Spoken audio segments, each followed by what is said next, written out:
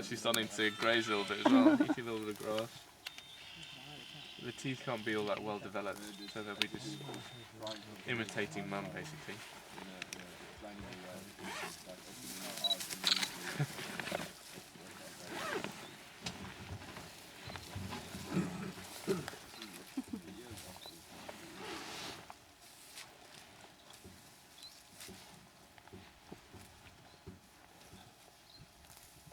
Classic to see if the baby comes any closer.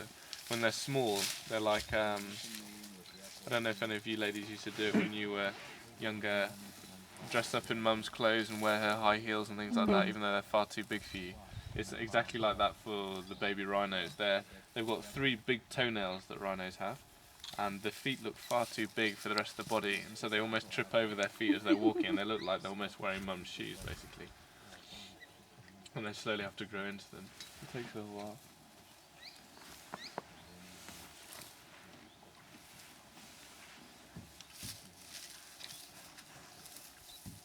They're very placid, aren't they? Yeah, they are very, very placid most of the time. That means you can change your mind pretty quickly, as you can imagine. For such a big animal, they're so agile as well. You can get up to about 40 kilometers per hour at full speed, and they can turn in their own body length. So even at full pace, you'll just see a cloud of dust and then a horn coming straight back towards you. And when they run around, they look like they're ballerinas. They run right on the tips of their toes and are very light on their feet. Yeah.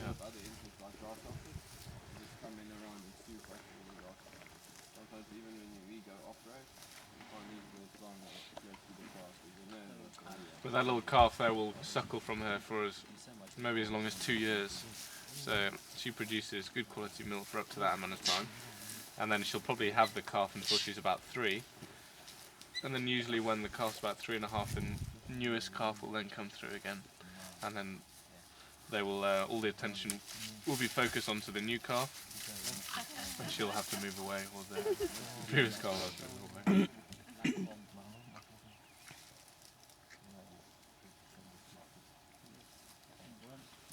So would there be a male around, or are the males more sort of solitary? The males are more solitary. They're territorial for the white rhinos, and so they spend a lot of time patrolling their territories, marking them.